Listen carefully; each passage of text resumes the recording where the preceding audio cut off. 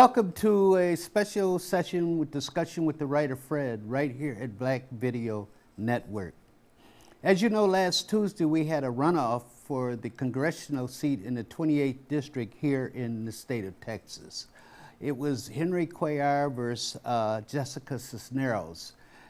Jessica Cisneros is doing a fantastic job in challenging Cuellar, which is something that should have been done. And right now, they're still counting the votes. And believe it or not, she's only 175 votes behind him.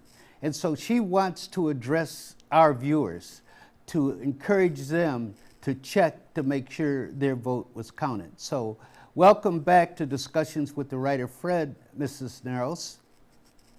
Thank you so much, Professor. Yes, we are really excited because we knew from the very beginning this was going to be a very close race. Anytime you take on a very entrenched incumbent with millions in his war chest, it is an uphill battle, very much David versus Goliath.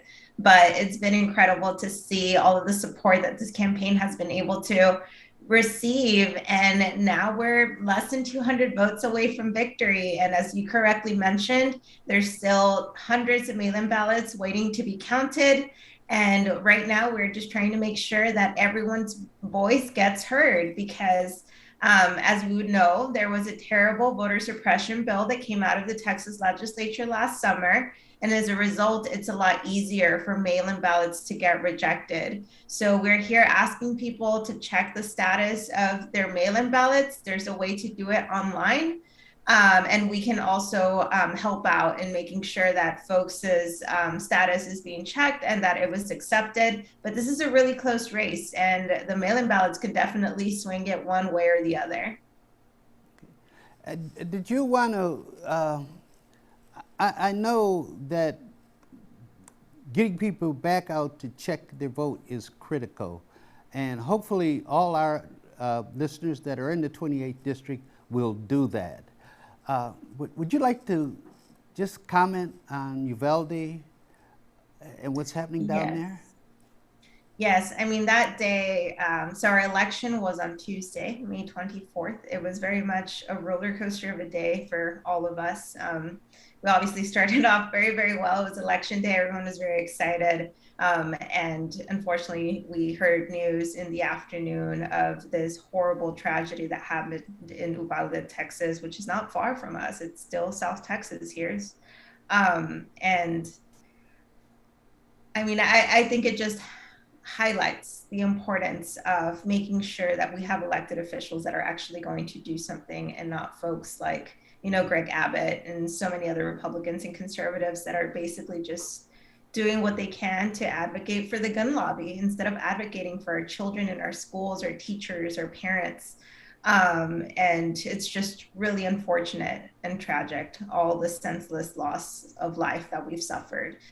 Not just with Uvalde, but the last time I was with you, Buffalo had just happened. Like, when is enough, right? Like, how are we going to continue with, our hands tied behind our back while, all of this senseless hurting in our communities is happening? And I just really hope that our elected officials and our community gather together to make sure that this doesn't happen again.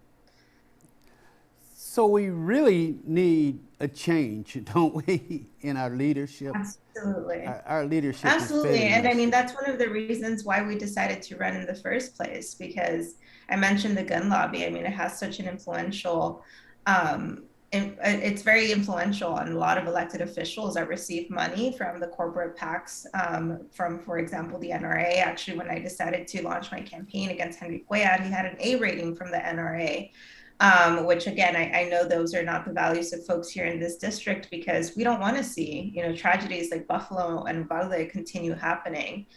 So something needs to get done. And I'm really excited to just have the possibility, the opportunity to be able to go to Washington and take all of us together, our voices together, to make a difference.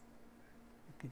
So do you want to stress one more time the very, very important that everyone get out there and make sure their vote was counted? Do you want to stress that one more time? Absolutely. So again, it's just 175 votes that we are short right now. There's still hundreds of mail-in ballots across the district that are waiting to be counted.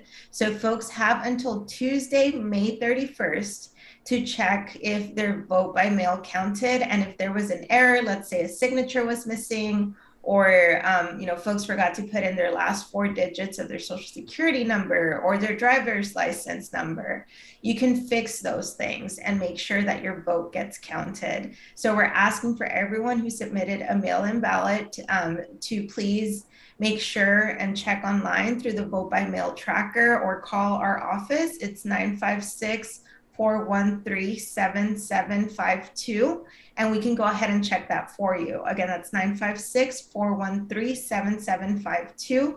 And again, you have until Tuesday, May 31st. If there was an error and you need to fix it, please call the elections office, or again, call our office. We can connect you. Or you can go to the elections office, for example, here in Bexar County. You can go make the correction there. The address is 1103 South Frio Street.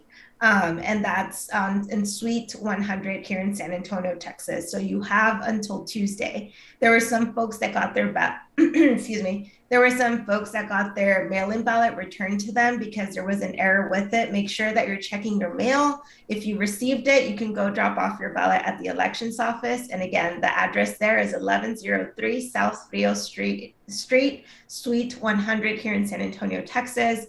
Every vote counts and should be counted. So make sure that you're that you're checking that you're not being disenfranchised as much as Republicans want us to be.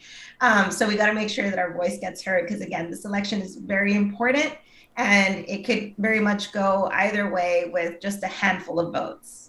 Okay.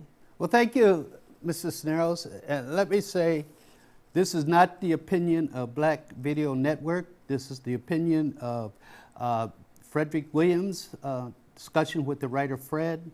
I certainly hope you're successful, because we don't need a man who voted 70% with Trump representing our community. And I am really, really disgusted with the black leaders here in San Antonio, as well as on the national level, to include Congressman Clyburn, for backing this man who really is almost considered a Trump supporter.